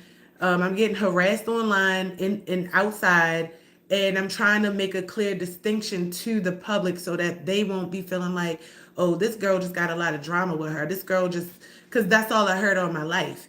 But apparently things have been happening to me for the shit for me to have something to say. Like I'm not a person that go into places starting trouble. Like I actually will try to be small, sit in the back of the classroom or whatever. Like I'm not a person that go and start shit. I might have an opinion about certain things, but I'm not going like it's a lot of things like just to avoid being in even just like controversial trouble. I won't even comment on certain like celebrity shits. You feel me? Like, cause I know it. Thank you so much. I'm dealing with that. So I'm trying to just be low key, take care of my son's thing. And even with that, yo, like I got people start to GoFundMe. because I'm trying to get a private detective, and I feel like they doing that to make a joke. Like, it's not hurting my feelings because at the end of the day, it's like, okay, I'm tougher than this. And I know like some people, they just love to see me down. I don't know why. I don't know who these people are, but I'm aware of that. And it's just crazy that people would have me, do this. And this is how I know. Like one time I was on my Facebook, and then it's a group called I don't know. They always like laughing and putting like people baby daddies or something. So I see it sometimes on my wall, and then this girl was like, "Yeah, I like to go look at some people's GoFundMe so I can see if they got money or not." And then people was in there being petty, like, "Yeah, me too." Like, if a person is literally, this is someone's mom, right? You're supposed to have compassion. I'm not saying, I mean, maybe she could be someone's mom, but you get what I'm saying. Like, it could be someone's sister, mother, daughter, whatever. You have a role. You might have a job where you're responsible for certain things, and this is supposed to be a characteristic of yours to have compassion or empathy for the next thing. And you sitting up there, I used to growing up, and you sitting up there and making fun of me for having a GoFundMe, like you going out your way. You made a post, and then you inviting other people in order to add negative energy to this shit. And these are the grown adults responsible for children. They're someone's companion. There's so many things that we can look at them in roles of, and this is the way you act. This shit is not funny. It's never been a time that, now I've seen funny GoFundMe's, but I've never knocked that shit. I've never been like, oh, let me see how much they get. Like, I've seen a GoFundMe, right? The shit is crazy. It also helped me to relay a message to my community, because this girl, she was going to her friend's house, and her friend had baby. She wanted her to babysit, so she lived in like a private gated community, and they needed parking tickets, parking permits to park there. So she said she had the parking permit, right? She went to babysit, and they towed her car with the parking permit. And this is what they had in a GoFundMe or whatever, or it's a petition. This is a petition, I think. So okay, now granted, she get her car out. Now, her mom was saying like how she's, again, like I was saying about these women that do all this bullshit in these groups. She has responsibility. Her neighbors depend on her. A lot of people depend on her. She's a postal worker and all of these things. And so, yeah, you taking her car away. That's her livelihood, right? So she literally goes back to her friend's house because her friend is like, she needed her to babysit again, and she wanted to make the money. She had her parking permit again, and the very same company towed her car. Now, this company is known to go into neighborhoods and take people's cars just off the willy nilly, and they have a lot of different lawsuits against them. And this company happened to do her twice. So she went up to the company, and I'm thinking it was evening hours. I don't know. I don't know if I read that, or I'm just feeling like it was evening hours. So there was this one tow truck guy there, right? And she only had, I think, like $150, or yeah, like 150. And she wanted him to make a deal. Like, y'all already took my, $200 the day before. This is like $400. I don't have it. I got to get to work. And he wasn't trying to honor that. He wasn't trying to honor it. Now, let me just make a pause. This is where I say authority, it has rank to it. Sometimes things is out of your authority. Sometimes you have to let things go and let the situation carry out to someone that can handle it better. That's more equipped, that's ranked for that. And a lot of people try to stand in the way outside of their authority. And this is just exactly what took place. So now you're not trying to negotiate with this girl. She's emotional. She took her keys from his hand, and she got in her car. This man took his fucking body and stood in front of her car, and she fucking hit him. And what I mean by authority is this. There's a couple of things here that resonates with me. She hit you. You stood in front of the fucking car, and you knew this girl was already mad. You knew what y'all did to her. And regardless of the fact if it was right or wrong, you thought your body was more authority to rank her emotions and to regulate what she felt. So you stood in front of the car, and guess what? Your ass got ran the fuck down. The better thing to do would have been to let her go, because you know what? He could have made a one phone call, and the authority that was suitable for that situation would have been able to take the place of that. And then again, once she passes away, she got the karma. You feel me? So you got all of that working in place. And you don't know how things even work out where karma can hit you right now. Like she could have left and got into a car accident, instant karma. But instead of allowing those things to take place, you throw yourself in front of the fucking bus, sir. That's just idiotic to me. So yeah, he's learning. She's learning as well. But to me, that was like kind of comical because a lot of people they throw themselves in front of the bus and don't have the authority to be there. So that's what I'm saying. I have a lot of people that's around me that's doing that shit to me. And once I woke up, it was like they woke up a sleeping giant. And I feel the stimulation that woke me up that I mean, I didn't want. Maybe I needed it, but maybe not in that way. Was my son's death. Once my son died, all fucking hell broke loose for everybody. Everybody spiritual coming for me in the dark, lurking, cloaking societies, covens, all y'all motherfuckers. I don't give a fuck. Y'all took my son away. You took my oldest child away. My son from me. You did that shit. Y'all did that. Y'all did that. And y'all think I'm just supposed to sit here and twiddle my motherfucking thumbs? I'ma leave this bitch screaming, trust me. And I'm just not screaming ignorant shit. I'm screaming facts. So once I'm gone, every motherfucking body, I don't give a fuck if the authority on this level is not grand enough to take y'all. Y'all motherfuckers will be taken to a place. Trust me. Trust and believe that. Trust and believe that. That's why my story out here. Trust and believe that. You don't just think that you're going to do some spiritual warfare on me when I wasn't trying to do shit, but have stability for me and my two kids. All my life. That's all I wanted. And because I thought outside the box, I was creative. They don't never want you to do shit. And all for a scraggly bitch to still be a scraggly bitch to this day? Never, like, really? All you trying to stop a star and use a scraggly ass hoe. That's why y'all need all these people to do this shit. Y'all got to keep recruiting people. And I'm so glad. I thank God. Yo, they say, you know, the tarot and all this. Every fucking time I go on Instagram or TikTok is a tarot, a prophet, somebody. Some of these people, they don't even use cards. They just have like words up there. And it comes to me. And if I be like, yo, I'm sick of this shit. I don't want to hear that shit. Because for real, it's like, all right, you might cut it on and be like, you're so fine. You be like, who, me? Yeah. Next thing you know, by the time you get all them compliments, you done grew a whole breast of chest hair. You're stroking it like, I'm fine, ain't I? Like you think you the biggest bear on the barn. You know, I don't want to have my head, my ego blown up to the shit. So I'm like, I don't know what TikTok trying to do to me, but let me keep scrolling. And then it's, oh, there's a secret society that they mad you took them down. One person took them down. And like, what the fuck is somebody from your job, your neighbors? And I'm looking at all my neighbors now because my neighbor, like this one, it's just like certain little things that's happening. But no, when then yesterday when I got on social media, yo, I seen root to the fruit.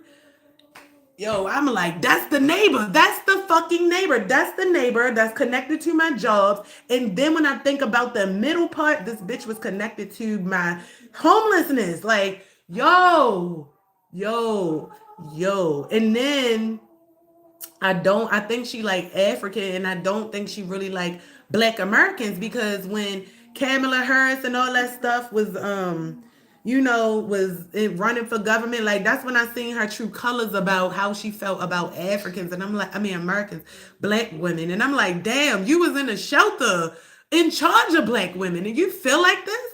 That's crazy. And I'm like, well, I'm not like that. And I'm pretty sure she'd know because I was her neighbor from the shelter and then back up again. And I'm your colleague and you don't like that. I said that shit. Yo, I said that back before I put two and two together. Like, I just be saying how I feel without really, because it'd be like, I can prove it. I just don't have the, I just don't have the evidence or some shit. That little new meme that's going around, that's the story of my life. Like I know that's happening, but I just can't prove it. Like I don't have the facts. But now because this shit took so long and yo, is no way in the world, yo. Cause I'm thinking about my mother's neighbors. Like, could it be my mother neighbors?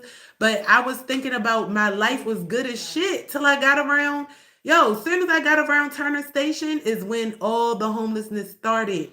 I had my own apartment, my own cars, like shit, yo, yes. I lost all my friends. Like for me to have nothing now, no friends, nobody around me, no man, like don't nobody be wanting to talk to me. They don't. And if it is, they toxic, abusive, old people that already did me dirty. They look retarded or something. Like, what the fuck is wrong? I know I'm a bad bitch. I might not have a BBL, the weave, and all that, in which I literally can get a weave if I need to, but I don't like that shit in my head because I don't. But anyway, you know what I'm saying? And nobody's looking, or if they is, they looking like a motherfucking they coming from across the seas. I don't know, and it's not a good look. It's not like he's dressed handsomely. His ass look like he about to stuff people in the car or something, and no one's looking. Like, are you fucking kidding me? I got all my teeth, all my hair. I still got baby edges, even though I wore a lace front last year. Baby edges are hard to grow back, but I still got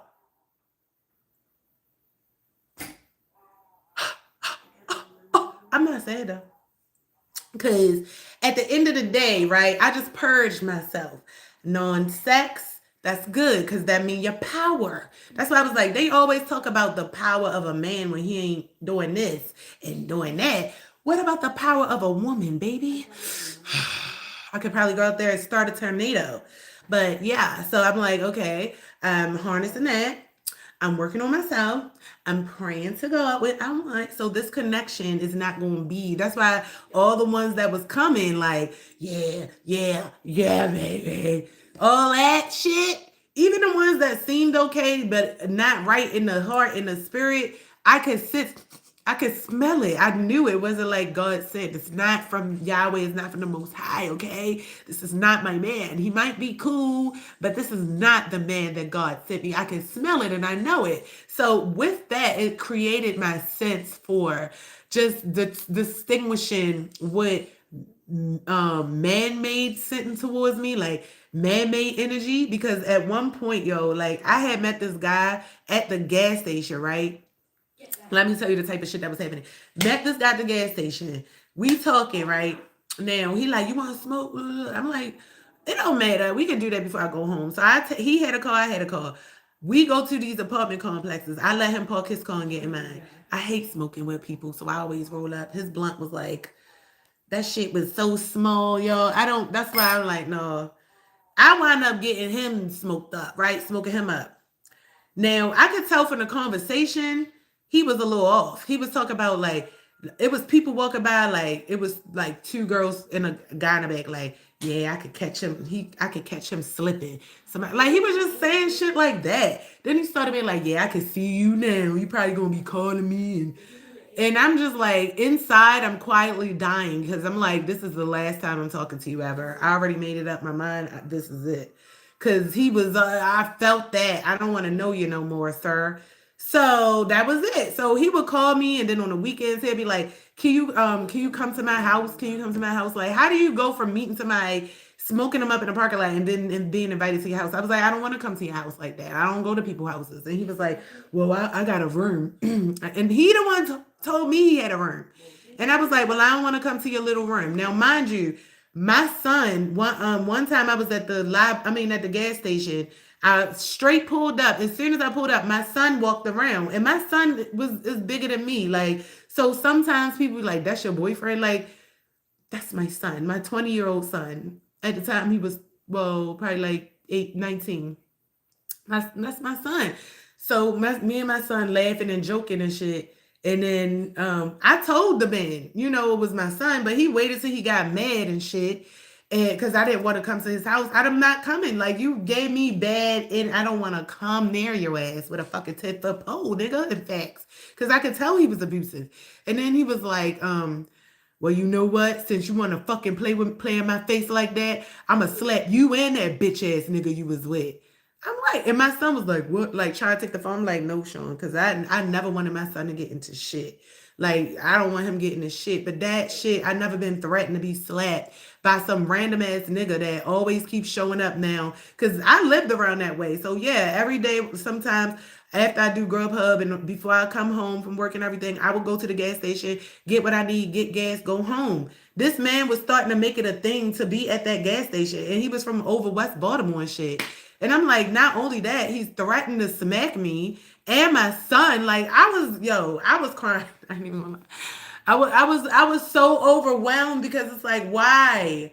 I'm already going through some shit, and now I'm being threatened. Yo, I had called a couple of guys that I knew like from that area to like protect me just in case. And I feel like after a while they thought I was lying, but now like after all this long ass time, they still follow me on my Instagram, so I know they fucking know I wasn't lying. Like this man was nuts. So I would meet guys that would be fucking abusive, like I knew it. Like my senses knew not to fuck with them, and I'm like, yo, why is everybody I'm meeting abusive or aggressive or act like they want to kill me? Like, yo, I'm not dating. So I stopped dating. I stopped fucking with people. I don't trust nobody. I don't trust because it's hard for me to. It's like motherfuckers is planning and magic behind the scenes, and they sending death magic to me. They sending shit and people towards me that can do things to me.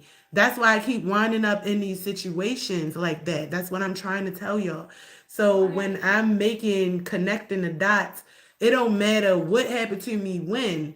I can always pull back a stream from some part in my life that connects to that, and it's a flow. That's why before I knew it was my little sister and her baby father, right? But for it to be that big, that's why I was like, man, they had to join a coven or something. They had to be like a part of a group or something. And granted, and they don't live in the state no more. That's why I'm like, how is it still affecting me in the state? Because they attacking me online and shit. How is it still affecting me in this state? Because of my old neighbor Miss Charmaine.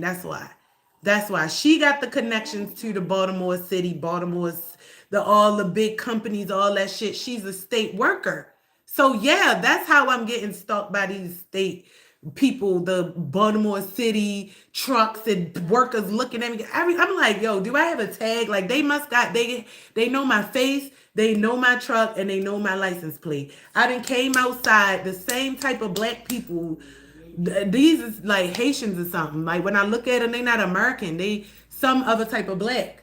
When they was right by my truck, and then I feel like they trying to replace me or do some type of swapping because now recently somebody else got a black GMC truck, and every time I come outside in the morning, they come in the opposite way. Like I don't understand all of these rituals and stuff, but all I know is my neighbor across the street, right? She was doing some shit that I didn't notice until like it just started heightening up. So I would come outside. This lady would come out her house walking towards me just stern. Like she would not break a fucking look. And then one time she came out in this white fucking dress with a white thing on her head. And I'm sitting on my couch. I had my couch adjacent to the door, even though it was sideways. So my couch, the door is like this. I'm on the couch. And I just see her walking from my peripheral, like down the step is some Yoruba looking shit. And I look like this. Yo, and then she tried to bend down like she was getting something out her yard. No, that after that, her daughter or whoever that was, I thought it was her sister. And I'm like, she keep pulling up to the house. I told her sister, like, I don't know what's wrong with your mother, but she keep coming out here giving me evil eye. I didn't do nothing to that lady. And she was like, that's not my mother, that's my sister. And she got burnt or something like that. I don't see no burn marks, but the burn was supposed to make her mind go, I don't know. But after that day, they stopped, they leave me alone. And then I put mirrors on my front and my back because it's like, what the fuck? So when I asked Chat GPT, like, what is this stuff? These people, they Haitian. They said some type of ritual or something, like they do the same thing you do when you do it, the swap something. So it's like, okay, last year, I remember running across the street to them people. Well, it was the next door neighbors because I'm starting my garden and somebody was like throwing bit up fruit and my tomatoes to attract ants and rats to my garden and shit. That's how it started. I had a beautiful garden, sunflowers, and these people did. I thought it was because they didn't like me because I'm black and I'm gardening and like I'm just coming up with whatever I could. Was it jealousy or what? But I feel like placements have been made to put me in this neighborhood so that this can happen to me. This can be monitored because, like I said, for the two that's watching from the beginning, when I lived in Perkins, I didn't have gang stalking before this. This never happened until I moved to Turner Station. And my neighbor next door in Turner Station is the old woman Charmaine that wound up that's when I started being homeless. Then I went to the homeless shelter. She wound up working at the homeless shelter I was at, and my old neighbor from Perkins Projects wound up being an intake specialist. Like what the fuck? Like two different neighborhoods I moved into, and both my neighbors are working at the homeless shelter. And then that's when my homelessness started picking up every like I was homeless 3 times. So bam. And then now when I'm working at a life insurance company, my neighbor Charmaine is my life insurance colleague. What the fuck? Like what the fuck? Like y'all would clearly think I'm making this shit up. And that's how I made the distinction because I saw her following me still on social media on Instagram yesterday when I went on there, and I'm like, why is she following? Like I never knew she was still following me. This lady works with me. She seen my son. She know my son. Never said sending my condolences to you and your son, to your family. Nothing. I'm sorry for your loss. Nothing. But yet you want to say, oh, let me take your daughter to open a bank account. I'm gonna start her bank account. This is all I dreamed about because it's another ritual. You coming for my other child now. I just need to know how this shit connects. It like, cause Baltimore City, I keep getting tickets every day. Like it's almost like my license plate is being flagged. Every day I go to the city, a $75 ticket. Like then I get these people hitting me, getting to 2 car accidents. The first car accident I got into was right after I got out of homelessness, right into my first apartment. I go out to do Grubhub. A Hispanic with a Chevy Silverado hit me. Bam, totaled my car. Now, and like I said, these people, because I'm just getting an itinerary from this place called Moblitas.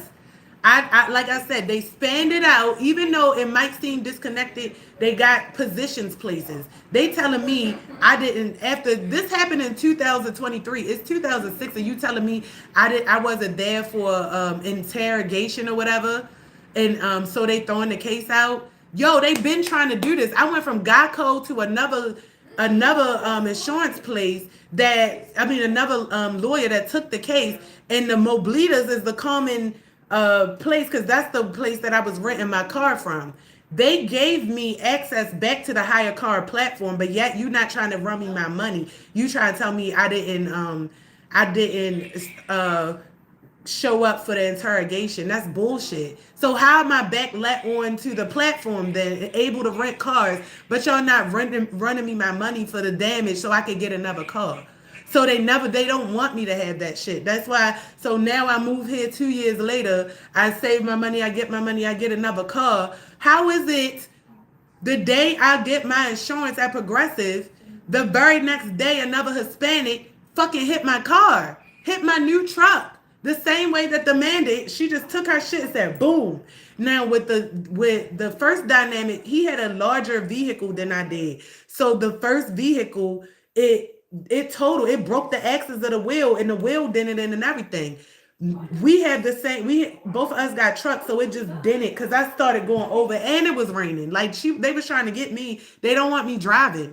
So we right in front with cameras and everything at. We in the Hispanic town. They don't want to give me, oh, our manager don't come. But yet y'all can make it so fucking hard for me. Like these motherfuckers, that's why I said it's a whole big psyop. Like this is a whole big psyop. And I don't know if it's connected the New World Order and all of that stuff, because at the end of the day, I'm also connecting the lines with all of the operations they doing around the city with traffic and reconstruction and all of these things. And I know that they have to do depopulation control. They have to get of a lot of people in order to make perpetual balance with nature. Y'all remember those Georgia Guidestones? 500 million people. Do you know how many people we have here? 8.6 billion. So they got to get rid of a lot of fucking people in order to have control over this world. So I don't know exactly how much, how long, how what, how woo, how we. But I would wish that I had a supportive team to help me connect these ideas because I'm throwing them out there. I have nothing to absolutely lie about. I'm just tired of going through this. I have a daughter to raise. I'm doing my best with raising her. If you look at her, she don't look like nothing that we went through. My daughter goes to a great school. Her academics is great. And I feel like even for me to do that with her, going through this is a superpower. I have to literally disconnect certain parts of myself in order to operate sometimes because so many people have to try to discredit me, and this is why I have so bit much of a self-belief. I believe in myself so fucking much. I've seen myself do things and get through things that I know other people can't. They would not. People need people. Like every time I turn around, somebody with somebody else. They need people. Like even in out of a relationship, like how long do we see people actually take a break, heal, get to know their self, rebuild their self, choose better? A lot of the times people they go from one to the next, be in something and get into the next while they in this because they know they're about to get out to go to the next. Like people can't even motherfucking sleep alone, shower alone, paranoid, can't close their eyes without thinking about all the fucking skeletons in their closet that they feel they got away with because they was alone. But you never alone. It's always something or someone watching. Even the people watching me and doing this shit to me, is always something or someone watching. And the thing about spirit, that's why it's so great to be connected with spirit, because when you have a good, kind, gracious heart and you always operate out of a space of just being pure, and the spirits know that because these are the 24-hour cameras. The spirits can see how you operate. They can see your intentions. They can see where you crying and hurting and who hurt your feelings and all of those things. They see that. And not only that, they don't just see you. They can make the connection. They can come to that person's house. They can see what the scandalous shit you got in your closet and your notebooks and all that shit. They see that shit. They can make a full spectrum, right? This is why it's great to be connected to spirit, because all you have to really do is give that to spirit. Is spirit, they can make the full spectrum. They can hold that in court. See, these people can lie out the skin of their teeth to the outside, right? And make it seem like, oh, I'm a representative for this. I never do that. But behind those closed doors, spirit sees everything you do. Spirit sees the lies coming out the skin of your teeth. Eat it, right? But you think just because your power here on this 3D earth, right? It brings me back to that the tow truck place, right? Brings me back to that. But you think that that is subservient, and it's just going to rink here for the rest of your life, or just for, because you were able to rink here for a certain time. You think that shit is just going to supersede all the other laws that were created, right? Like what goes up must come down. That's a law. We see that. And just because it's instantaneous, depending on the weight and the height that something's tossed up in the air, has nothing to do with the outcome. The shit's still gonna happen, right? So, with that being said, I would much rather people to understand that just because you think you're getting away with something right now, that you never will. Me being connected to spirit is allowing me to create a 3D tracking system, a 3D paper trail for people that need to see it now. I don't know what's going to happen to you spiritually. I don't know what happens to you when you close your eyes. I don't know what happens to you when you breathe. But all I know is that because I'm being attacked on the physical, I am the gateway between the spiritual and the physical, because I'm able to manifest these things into words and describe them to my community in order for them to stop getting me fucked up. Because that's all I'd like you to do. Stop getting me fucked up. Get me right. And we will be all right. Okay? So that is my story. I hope you enjoy. Anybody, I encourage you to ask as many questions. This is almost like a open interrogation. It's a story. I would love for you to ask questions because maybe some of the details that I feel like I left out could be brought up because a lot of minds is greater than one. So, and I feel like I kind of took notes, the things that I felt like was very important to tell the people. I took notes on that, but I know it could be something that I missed.